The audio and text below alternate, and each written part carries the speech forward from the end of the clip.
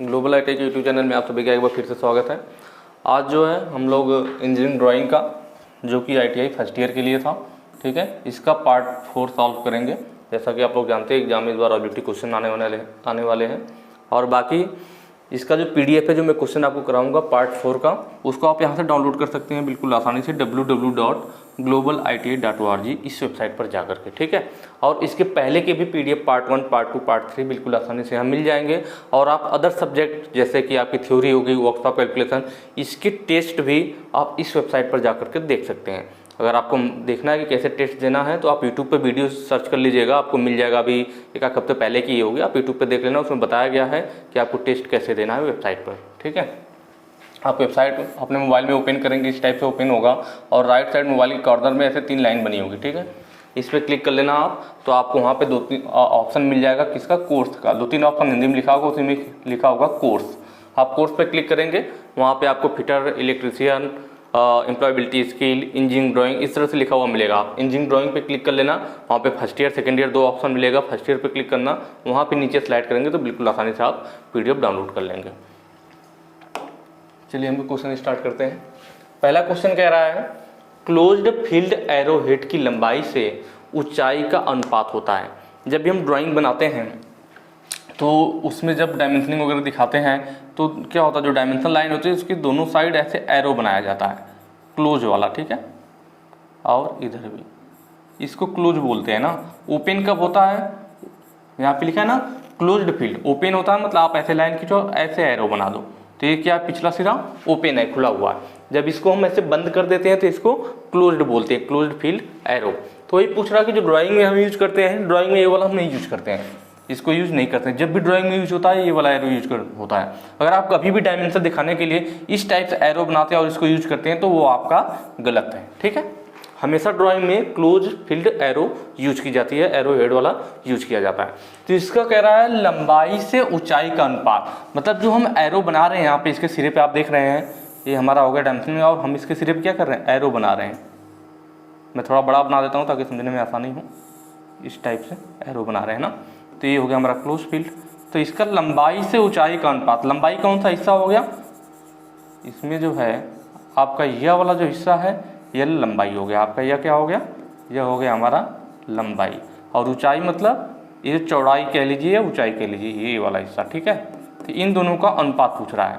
तो देखने में लगता हो कि आपका जो यह वाला हिस्सा है यह कम है और यह वाला ज़्यादा है, तो इनका जो अनुपात होता है वह 3:1 का रेशियो होता है। किसका होता है, 3:1 का होता है। मतलब इसकी 3 लंबाई होगी तो 1 चौड़ाई होगी या ऊंचाई होगी। तो इस बात को आपको ध्यान रखना है। यह क्या है, लंबाई है, इसको चौड़ाई या ऊंचाई कह सकते हैं, क्योंकि पहले लंबाई आता है फिर चौड़ाई या ऊंचाई आता है। तो लंबाई कितना है, 3 है, mm में रहता है। 3:1 है। जैसे अगर आप मान लीजिए इसकी लंबाई 3 mm रखते हैं तो इसकी चौड़ाई या ऊंचाई जो भी कह लीजिए वह कितना होगा, 1 mm होगा। यह ये कहना चाह रहा है कि इस रेशियो में होगा 3:1 के। मतलब अगर आप बढ़ाना चाहें, अगर आप इसको 6 mm कर दें, कितना कर दें, अगर इसकी लंबाई आप 6 mm ले लेंगे तो उसी रेशियो में यह भी बढ़ जाएगा। तो यह कितना हो जाएगा, यह 2 mm हो जाएगा। क्योंकि जब आप 6/2 करेंगे तो देखिए 2 तिहाई 6, फिर 3:1 ही आ जाएगा। मतलब रेशियो यही वाला आता है। तो ये आपको ध्यान रखना है। तो ऑप्शन नंबर यहाँ पे बी आपका सही हो जाएगा, 3:1 का, ठीक है। एक क्वेश्चन में ध्यान देना कि लंबाई से ऊंचाई का पूछा हुआ है। अगर कभी कभी क्वेश्चन में ऐसा भी होता है कि इसको उल्टा कर देता है। अगर एक पूछ देता ऊंचाई से लंबाई का अनुपात, तब ये उल्टा होता, 3:1 की जगह क्या हो जाता, 1:3। अगर ऊंचाई का लंबाई से अनुपात पूछ देता तब उल्टा हो जाता। तो जनरली ऐसा होता नहीं है, ज़्यादातर 99% यही पूछे जाते हैं लंबाई से ऊंचाई का अनुपात। तो क्या होगा आपका, 3:1 सही होगा। वो क्या चीज़ होता है मैंने आपको यहाँ पे बता दिया।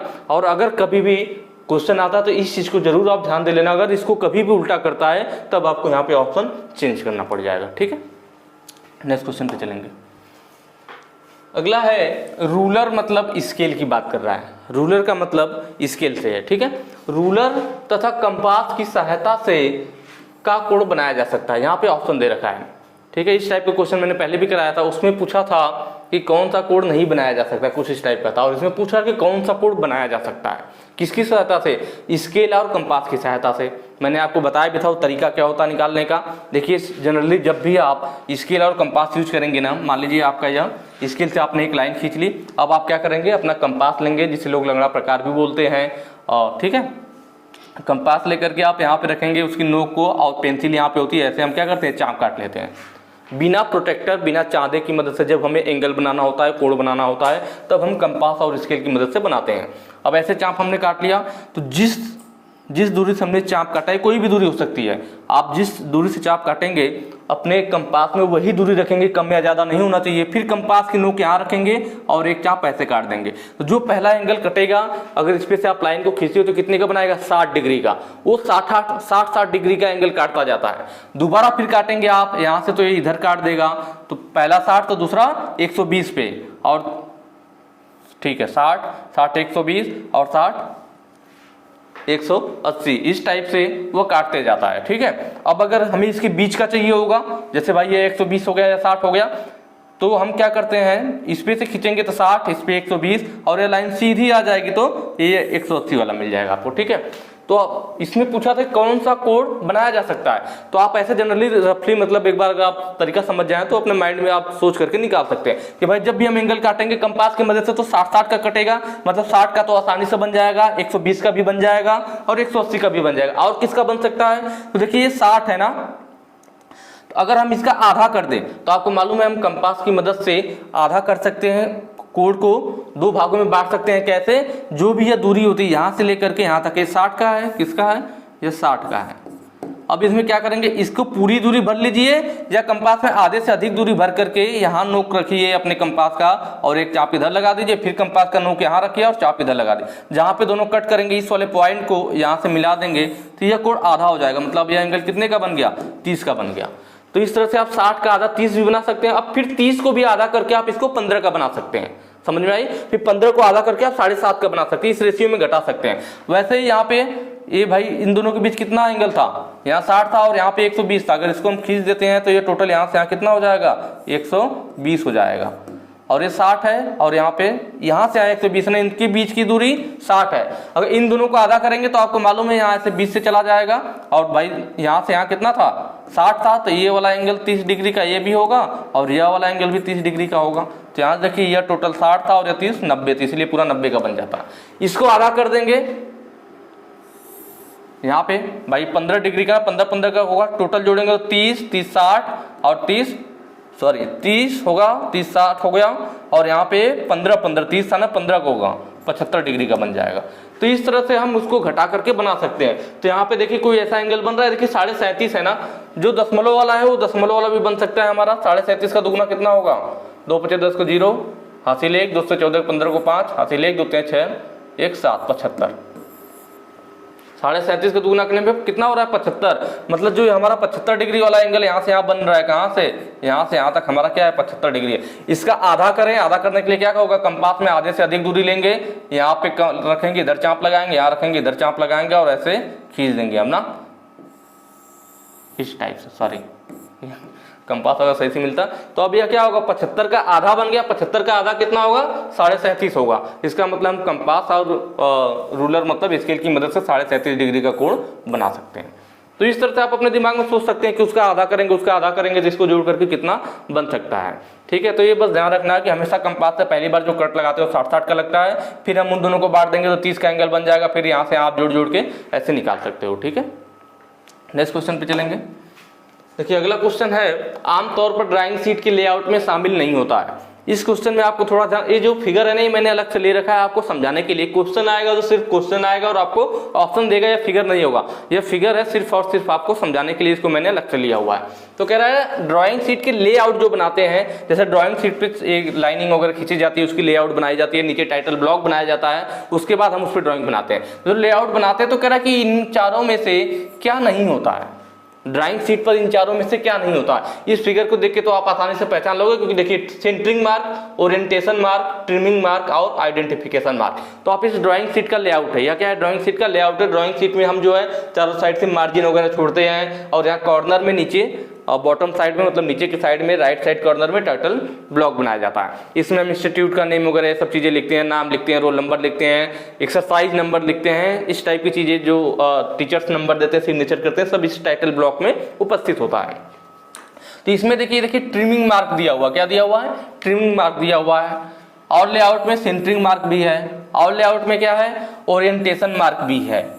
ये तीनों चीजें दिख रही है हमें ड्राइंग शीट के लेआउट में। ट्रिमिंग मार्क दिख रहा है, ओरिएंटेशन मार्क दिख रहा है, सेंटरिंग मार्क दिख रहा है, मतलब सेंटरिंग, ओरिएंटेशन और ट्रिमिंग तीनों दिख रहा है। क्या नहीं है ड्राइंग शीट के लेआउट में, आइडेंटिफिकेशन मार्क, ये नहीं है, तो ऑप्शन डी हमारा सही होगा।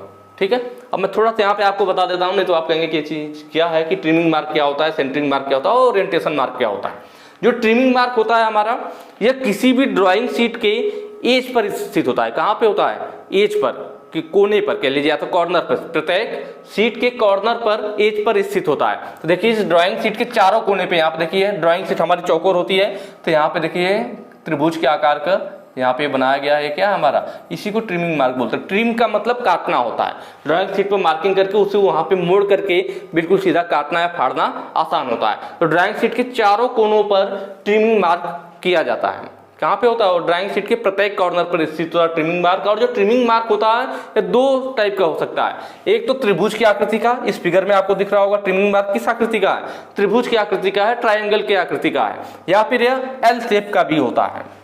एल शेप मतलब लगभग स्क्वायर हो जाएगा ना, जब हम एल शेप में इसे काटना चाहेंगे तो ये लगभग स्क्वायर बन जाएगा। तो एल शेप में या ट्रायंगल के शेप में, दोनों में पाया जाता है, ये भी ध्यान रखना। कभी क्वेश्चन अगर बदले कि ट्रिमिंग मार्क किन शेपों में पाया जाता है, तो दोनों शेप में होता है, या एल शेप में होता है, और ट्रायंगल मतलब त्रिभुज के शेप में होता है। और ये ड्राइंग शीट के चारों कोनों पर स्थित होता है, जिससे कि उसे काटना या फाड़ना आसान होता है। ट्रिम का मतलब ही काटना होता है, तो ये होता है हमारा ट्रिमिंग मार्क। ठीक है, सेंटरिंग मार्क क्या है, किसी भी ड्राइंग के चारों साइड सेंटर पे जो निशान लगाया जाता है उसी को सेंटरिंग मार्क कहते हैं। यहाँ देख रहे हैं ना, ड्राइंग शीट की मान लीजिए लंबाई होगी टोटल, तो इसके सेंटर पे हमने एक मार्क लगा दिया, एक हो गया।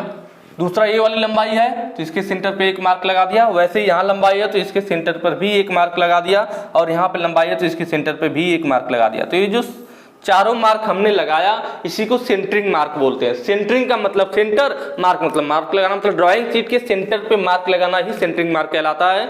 वह कितने जगहों पे है, तो ड्राइंग चार है ना, 1 2 3 4, जैसे ट्रिमिंग मार्क भी 4 होता है, चारों कोनों पर स्थित होता है, वैसे ही सेंटरिंग मार्क भी ड्राइंग शीट पर 4 जगह पे उपस्थित होता है, मतलब चारों साइड सेंटर पे लगाया जाता है। इससे हमें ड्राइंग बनाने में थोड़ी आसानी होती है, कोई भी फिगर वगैरह बनाना थोड़ा समझ में आता है कहाँ ऊपर नीचे कर रहे हैं, तो सेंटरिंग मार्क से मदद मिलती है। दो चीजें हो गई। तीसरा है ओरिएंटेशन मार्क। ठीक है, ट्रिमिंग मार्क 4 जगहों पे, सेंटरिंग मार्क भी 4 जगहों पर उपस्थित है, मतलब ड्राइंग शीट के चारों जगहों पे उपस्थित है। जबकि ओरिएंटेशन मार्क जो होता है यह ड्राइंग शीट के कहीं 2 साइड स्थित होता है। कहाँ पे स्थित होता है, यह सिर्फ 2 साइड में स्थित होता है, वो भी same to same centering mark पर।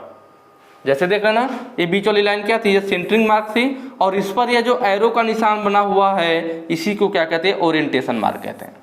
वैसे नीचे वाले हिस्से में देख लीजिए, नीचे वाले हिस्से में भी यहाँ पे सेंटरिंग मार्क यहाँ पे था, और इसी पे जो त्रिभुज की आकृति का बना हुआ है ये क्या है, ओरिएंटेशन मार्क है। तो जो ओरिएंटेशन मार्क होता है वो सेम टू सेम किस पे, सेंटरिंग मार्क पे ही स्थित होता है। ओरिएंटेशन मार्क सेंटरिंग मार्क पे ही स्थित होता है, और यह सिर्फ 2 साइड में होता है। देख लेना, एक नीचे की साइड है, चारों साइड नहीं है, ये दोनों चारों साइड से। ट्रिमिंग मार्क भी चारों कोने पे था, सेंटरिंग मार्क 4 जगहों पे था, जबकि ओरिएंटेशन मार्क सिर्फ 2 जगहों पे स्थित होता है। और यह ड्राइंग की पोजीशन को बताता है, या जो ड्राफ्ट्समैन होते हैं वो किस पोजीशन से ड्राइंग को देख रहे हैं उसको इंडिकेट करता है। ठीक है, ये हो गया हमारा चीज। आगे चलते हैं। अगला है 80 mm के व्यास वाले एक गोले की डायमेंशनिंग की अनुशंसित विधि है, कि अगर कोई 80 mm का क्या है, व्यास है, डायामीटर है, और लेकिन वह एक गोला है, तो उसकी डायमेंशनिंग दिखाने के लिए अनुशंसित विधि का मतलब है कि उसका जो मेन मतलब विधि या मेथड है वो क्या है, स्टैंडर्ड मेथड एक तरह से। ठीक है, तो देखिए जब भी डायामीटर की बात आती है ड्राइंग में, किसकी बात आती है, डायामीटर की, तो जब हम डायामीटर दिखाते हैं तो फाई से दिखाते हैं। अगर कहीं पे भी जैसे लिख दिया जाए कि 540, तो हम समझ जाते हैं कि यह जो फाई का मतलब डायमीटर व्यास होता है, और यह बता रहा है कि यहाँ पे 40 मतलब 40 mm का व्यास है। अगर वहीं पे ड्राइंग में लिख दे R40, R का मतलब रेडियस, त्रिज्या, तब हम समझ जाते हैं जो ड्राइंग है उसकी रेडियस नहीं त्रिज्या की बात कर रहा है। त्रिज्या कितना है, 40 mm है, क्योंकि ड्राइंग में ज्यादातर चीजें हमारी हमेशा mm में ही होती हैं। ठीक है। तो ये हम समझ जाते हैं कि अगर कहीं पे फाई लिखा रहेगा तो फाई का मतलब क्या होता है, डायामीटर होता है, व्यास होता है। और अगर कहीं पे आर लिखा होता है तो आर का मतलब रेडियस होता है, त्रिज्या होता है। ठीक है, ये दो चीजें सब लोग जानते हैं। एक और चीज इसमें एक्स्ट्रा जुड़ेगी आपकी, जो यहाँ पे है गोले का व्यास। ठीक है, तो गोले का अगर व्यास बात करेगा तब हम उसको दिखाते हैं यस, ठीक है, यहाँ पे यस फाई से। ठीक है, एस फाई, ठीक है, एस फाई, एस का मतलब हो गया स्फेरिकल, स्फेरिकल का मतलब गोला, वहीं से एस लिया गया, स्फेरिकल डायामीटर। आई बात समझ में, क्योंकि हम जानते थे फाई का मतलब क्या होता है, डायामीटर होता है, व्यास होता है। अगर कहीं पे S5 लिख दिया जाए, S5, तो S मतलब स्फेरिकल और फाई मतलब डायामीटर, मतलब गोले का व्यास। आप जानते हैं वृत्त और गोला में अंतर होता है। ठीक है, एक वृत्त हो गया गोल, या फिर कोई बेलन टाइप का हो गया, इसका सेंटर हो गया, ये अलग हो गया। और गोला मतलब बॉल हो गया आपका। गोला का मतलब क्या, बॉल जो होती है या जो पृथ्वी है यह गोला होता है, गोला बोलते हैं उसे। और जो वृत्त होता है वो अलग है, गोला जो है हमारा अलग है। ठीक है, तो वही चीज़ है, जब गोला रहेगा तो यस फाई लिखा होगा। और वैसे ही गोले की अगर त्रिज्या दिखानी होगी तो आर से तो रेडियस होता है, इसके आगे अगर हम एस लगा देंगे तो स्फेरिकल रेडियस हो जाएगा, मतलब गोले की त्रिज्या हो जाएगी। तो ये दोनों चीज़ें आप ध्यान रखना, कहीं भी अगर ड्राइंग में से दिया हुआ है। अगर सिर्फ फाई लिखा है तो डायमीटर, आर लिखा है तो रेडियस। अगर एस फाई लिखा है तो मतलब वह गोले का व्यास है, स्फेरिकल डायमीटर है। एस आर लिखा हुआ है इसका मतलब स्फेरिकल रेडियस है, गोले की त्रिज्या है। तो यहाँ पे हमसे क्या बोला था कि 80 mm का था, व्यास वाला था और गोला था। तो आपको मालूम है कि भाई गोला होगा तो हम क्या करेंगे, यस फाई, और 80 mm है तो 80 लिख देंगे। आई बात समझ में। अगर गोला नहीं होता, सिर्फ 80 mm व्यास वाला बात करता, वृत्त का या 80 mm का जो भी होता, तो सिर्फ अगर 80 mm व्यास की बात होती तो हम फाई से व्यास को दिखा देते, आगे 80 लिख देते, काम बन जाता। लेकिन यहाँ पे क्या गोला बोल दिया, तो गोला के लिए हमने यहाँ पे पढ़ा अभी कि डायमीटर होता है, फाई से और यस लगा देंगे तो गोले का व्यास हो जाएगा। तो इसलिए फाई के आगे क्या लिख देते हैं, यस लिख देते हैं, तो यह गोले का व्यास हो जाता, तो यस फाई 80 हो जाएगा। ठीक है, यहाँ ऑप्शन देख लीजिए, ऑप्शन नंबर जो डी है यस फाई 80, ये हमारा सही हो जाएगा। ठीक है, नेक्स्ट क्वेश्चन पे चलेंगे। मिनी ड्राफ्टर इनमें से किसका कार्य नहीं करता है, स्केल का, सेट स्क्वायर का, प्रोटेक्टर का, कंपास का। आप लोगों ने मिनी ड्राफ्टर देखा होगा, मैंने नहीं देखा है आपने तो मैंने पहले ही वीडियो में दिखाया भी है उसको फिगर से। ठीक है, मिनी ड्राफ्टर आपका कुछ इस टाइप से बना होता है, ऐसे इधर कोई स्केल होती है और यहाँ पे थोड़ा गोलाई में होता है। ठीक है, और इधर फिर एक स्केल जुड़ी होती है, दोनों साइड स्केल जुड़ी होती है और बीच में गोला होता है, जिससे कि यहाँ सेंटर बना करके इस पर क्या होता है, यह प्रोटेक्टर का काम करता है, ज़्यादा काम करता है, इस पर एंगल भी स्थापित होते हैं। और उसमें फिर अपना जो है उस टाइप से इसमें लगी होती है, जिसको कि हम बेंच वगैरह पे करके इसको यूज कर सकते हैं। तो मेन दो होता है, इधर स्केल होता है और इधर स्केल होता है, और यह जो होता है आपका चाँदा का प्रोटेक्टर का काम करता है। देखिए मिनी ड्राफ्टर में निम्न से किसका कार्य नहीं करता, स्केल। तो भाई मिनी ड्राफ्टर में दो स्केल दिया हुआ तो स्केल का तो काम करेगा ही। सेट स्क्वायर, तो सेट स्क्वायर की जगह ही मिनी ड्राफ्टर हम यूज करते हैं, मतलब सेट स्क्वायर का मिनी ड्राफ्टर करता है। प्रोटेक्टर मैंने बताया बीच में गोल बना होता है और यह चाँदे का काम करता है, एंगल का काम करता है। कंपास, इस सेट स्क्वायर की मदद से हम आर्क या चाप नहीं लगा सकते हैं। भाई आर्क या चाप लगाना हो तो इससे तो नहीं लगेगा, तो इसका मतलब जो कंपास है यह अलग चीज आ गई और इसका काम हम मिनी ड्राफ्टर की मदद से नहीं कर सकते हैं। ठीक है, नेक्स्ट चलते हैं। आगे है ऑर्थोग्राफिक प्रोजेक्शन के साथ संबंध मुख्य व्यू होते हैं, कि जब ऑर्थोग्राफिक प्रोजेक्शन बनाया जाता है तो उसमें कौन कौन से व्यू होते हैं। मैंने आपको बताया था जनरली हमारे दो टाइप के होते हैं हमारे। ठीक है, जो ऑर्थोग्राफिक होता है हमारा, ऑर्थोग्राफी में क्या होता है, उसमें फ्रंट व्यू, टॉप व्यू और साइड व्यू, एक 2D टाइप के फिगर बनते हैं, मतलब एक फिगर में हमें दो ही डायमेंशन दिखाई देती है। और ऑर्थोग्राफिक प्रोजेक्शन में हम फर्स्ट एंगल और थर्ड एंगल दो में प्रोजेक्शन बनाते हैं। दरअसल 4 कोऑर्डिनेट होते हैं, पर सेकेंड और फोर्थ में हमारा प्रोजेक्शन नहीं बनता है, फर्स्ट और थर्ड एंगल में सिर्फ बनता है। उसमें भी जो इंडियन स्टैंडर्ड ब्यूरो है वो ज़्यादातर रिकमेंडेड करता है फर्स्ट एंगल में बनाने के लिए। जो इंडिया में हमारा स्टैंडर्ड है, ब्यूरो ऑफ इंडियन स्टैंडर्ड, वह हमें रिकमेंडेड करता है कि आप जो है फर्स्ट एंगल प्रोजेक्शन में ड्राइंग को बनाइए। ये भी क्वेश्चन कई बार पूछ लेता है। तो ऑर्थोग्राफी हमारा फर्स्ट एंगल और थर्ड एंगल में बन रहा है। और कौन कौन से व्यू बनते हैं, तो फ्रंट व्यू बनता है, जिसको कभी कभी एलिवेशन भी लिख देता है, कि अगर एलिवेशन बोल रहा है या फ्रंट व्यू बोल रहा है तो दोनों एक ही बात है। टॉप व्यू होता है, टॉप व्यू को कभी कभी प्लान भी लिख देता है। और हमारा साइड व्यू होता है। ये तीनों हमारे बनते हैं किसमें, ऑर्थोग्राफिक प्रोजेक्शन में। ठीक है, तो यहाँ पे front view, right side view या लेफ्ट साइड व्यू, कोई भी साइड व्यू बन सकता है, और टॉप व्यू, ये तीनों होता है किसमें, ऑर्थोग्राफिक प्रोजेक्शन में। तो ऑप्शन डी हमारा सही हो जाएगा, उपरोक्त सभी। नेक्स्ट चलेंगे, टॉप फ्रंट तथा बॉटम व्यूज निम्न में से किस रूप में संरेखित होते हैं। जो हम बनाते हैं टॉप फ्रंट बॉटम व्यूज का मतलब नीचे वाला व्यू। ठीक है, टॉप फ्रंट वगैरह जो भी बनाते हैं वो किस रूप में संरेखित होते हैं, मतलब एलाइन होते हैं, किस रूप में एक दूसरे पे एलाइन होते हैं, क्षैतिजिक रूप में, ऊर्ध्वाधर रूप में, नियोजित व्यूज के अनुसार, फ्रंट प्लान के समांतर। तो जो हमारा होता है ना टॉप फ्रंट वगैरह, यह एक दूसरे से वर्टिकली ऊर्ध्वाधर रूप में संरेखित होते हैं, अलाइंस होते हैं। तो ऑप्शन भी हमारा सही हो जाएगा, क्योंकि जो हमारा फ्रंट फर्स्ट एंगल बनाया, थर्ड एंगल बनाया, तो कुछ इस टाइप से हम अपना व्यू लेते हैं। एक हमारा क्या होता है, यह वाला पेज होता है, अगर फर्स्ट एंगल की पहले कोऑर्डिनेट में फर्स्ट एंगल, दूसरे में सेकेंड, थर्ड, फोर्थ, तो सेकेंड और फोर्थ में ड्राइंग नहीं बनती है, फर्स्ट एंगल में और थर्ड एंगल में बनती है। तो इसको एक तल माना जाता है कि यह जैसे फर्स्ट एंगल का एक तल हो गया, तो इसमें जो हमारा ऊपर से देखेंगे तो भाई इस पे टॉप भी दिखेगा, ये टॉप हो गया। सामने से देखेंगे तो यह वाला हिस्सा दिखेगा, तो यह क्या हो गया, हमारा फ्रंट हो गया।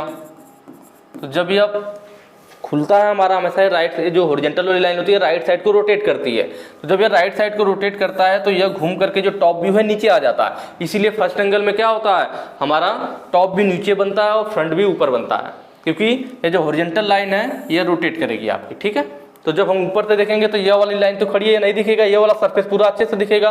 तो ऊपर से देखने पे जो चीज दिखता है वो टॉप व्यू कहलाता है, तो इसीलिए टॉप इस पे बन गया।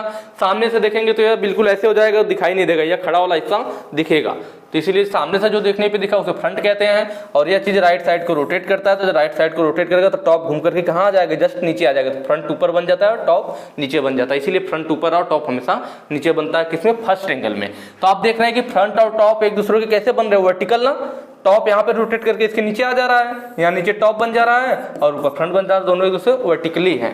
तो वही कैसे अलाइंड होता है, तो ऊर्ध्वाधर रूप में अलाइंड होता है, इसलिए ऑप्शन बी हमारा सही हो जाएगा। नेक्स्ट चलते हैं, निम्न में से सबसे हल्की पेंसिल होती है। यहाँ पे देखिए दे रखा है 2B, 1B, HB, H, कह रहा है इनमें से कौन सी सबसे हल्की पेंसिल है। मैंने पेंसिल के बारे में भी आपको पीछे की वीडियो में बताया था कि हमारी जो पेंसिल होती है वह जनरली अगर देखा जाए तो दो भागों में होती है, मीडियम ग्रेड को छोड़ दे तो हार्ड ग्रेड और सॉफ्ट ग्रेड। मैंने आपको बताया था कि हार्ड ग्रेड में जो भी एच वाली पेंसिल आती है, एच का मतलब मैंने बताया था कि एच का हार्ड समझ लीजिए, तो अपने आप बी वाला सॉफ्ट मान लिया जाएगा। तो एच वाली ग्रेड की जो भी पेंसिल होती है हम उन्हें जनरली हार्ड ग्रेड की पेंसिल मानते हैं, तो जो बी ग्रेड वाली होती है उसे हम सॉफ्ट ग्रेड की मानते हैं। ठीक है, ये भी चीज मैंने बताई थी कि सबसे ज्यादा हार्ड पेंसिल कौन सी होती है, 9H, और सबसे ज्यादा सॉफ्ट पेंसिल कौन सी ग्रेड की है, 7B। ये चीज जरूर ध्यान रखिएगा, सबसे ज्यादा हार्ड 9H ग्रेड की पेंसिल, सबसे ज्यादा सॉफ्ट 7B ग्रेड की पेंसिल। अब यहाँ पे बात किया था हल्की पेंसिल, हल्की का मतलब जो हल्की चले, तो दो चीजें होता है, जो हमारी सॉफ्ट ग्रेड की पेंसिल होती है और हार्ड ग्रेड की ना, हार्ड ग्रेड मतलब H वाली और सॉफ्ट ग्रेड मतलब B वाली। ठीक है, तो जो हार्ड ग्रेड की पेंसिल होती है ना वो हमारी हल्की चलती हैं, कैसी, लाइट चलती हैं, हल्की चलती हैं,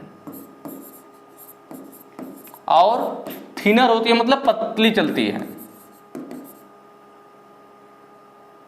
ठीक है, मतलब कैसी चलती है, पतली चलती है, हल्की और पतली चलती है। कौन सी, हार्ड ग्रेड वाली। कठोर होती है वो हल्की और पतली चलती है। जो सॉफ्ट ग्रेड होती है ये हमारी डार्क चलती है, मतलब गाढ़ा चलता है, डार्क मतलब गाढ़ा एक तरह से। ठीक है, और मोटी, थिकर।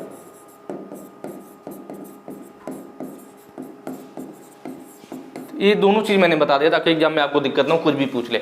अगर हल्की और पतली की बात करें, कौन सी पेंसिल हल्की और पतली चलती है, तो जो हार्ड ग्रेड वाली पेंसिल हो गई। कौन सी पेंसिल गाढ़ा चलती है, डार्क चलती है और मोटी चलती है, तो वह सॉफ्ट ग्रेड की होती है। तो यहाँ पे क्वेश्चन में हल्की पूछा था, इसका मतलब इस ऑप्शन में जो पेंसिल सबसे ज्यादा हार्ड होगी वो उतनी हल्की चलेगी और पतली। तो अब इसमें देखिए, इसमें बी लगा हुआ है, मैंने बताया था बी ग्रेड वाली पेंसिल सॉफ्ट ग्रेड की होती है, तो इसमें भी बी लगा है, इसमें भी बी लगा है, इसमें भी बी लगा है, मतलब एच और बी दोनों है, एच और बी मीडियम वाले में आ जाते हैं। एच और बी मीडियम में आ जाते हैं। उसके बाद एच है, तो जब भी एच होगा, एच भी मीडियम है, तो उसकी अपेक्षा तो ये एच वाला हार्ड होगा, क्योंकि ये सिर्फ एच है, जबकि इसमें सॉफ्ट वाला भी है, हार्ड वाला भी है।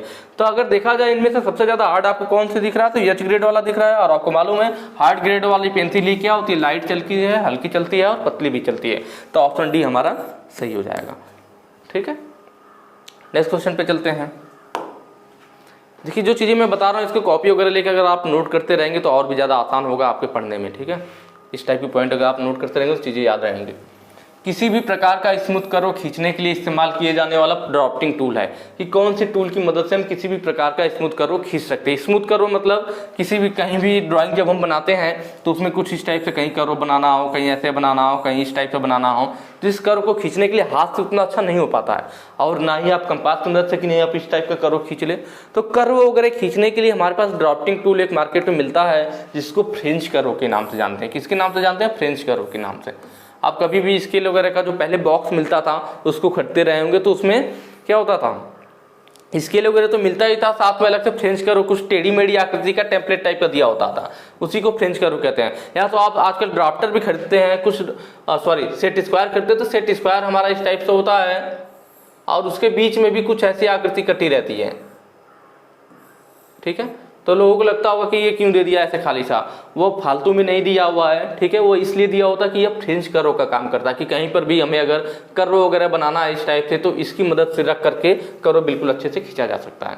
तो ये जो फ्रेंच कर्व अलग से भी आता है या आजकल इसे सेट स्क्वायर के बीच में भी देने लगा है, तो इसका ही यूज होता है क्या करने के लिए, कर्व वगैरह खींचने के लिए। कहीं पे स्मूथ कर्व खींचना है तो इसका यूज किया जाता है। बाकी मिनी ड्राफ्टर आप जानते हैं, ये तो ड्राइंग वगैरह बनाने के लिए यूज हो रहा है। टेम्पलेट भी उसी टाइप से है। इरेजर शील्ड मतलब इरेजर का मतलब रबड़ से जो मिटाने के लिए यूज किया जाता है उसको इरेजर बोलते हैं। ठीक है, नेक्स्ट क्वेश्चन है हमारा, बोर्ड पर ड्राइंग शीट फिक्स करने के लिए निम्न में से किसका उपयोग नहीं किया जाता है। ये सारे ऑप्शन दिए हुए हैं कि हमारा जो ड्राइंग बोर्ड होता है, ड्राइंग बोर्ड जो होता है, ड्राइंग बोर्ड पे हम क्या लगाते हैं, ड्राइंग शीट लगाते हैं। वो किसी भी साइज की हो सकती है जो भी हमें लगाना है, तो इस पे ड्राइंग बनाने के लिए ड्राइंग शीट को लगाया जाता है ड्राइंग बोर्ड पे। तो ड्राइंग शीट को जब रखते हैं तो सिर्फ सिंपली आप रख दोगे तो इधर उधर खिसकेगा।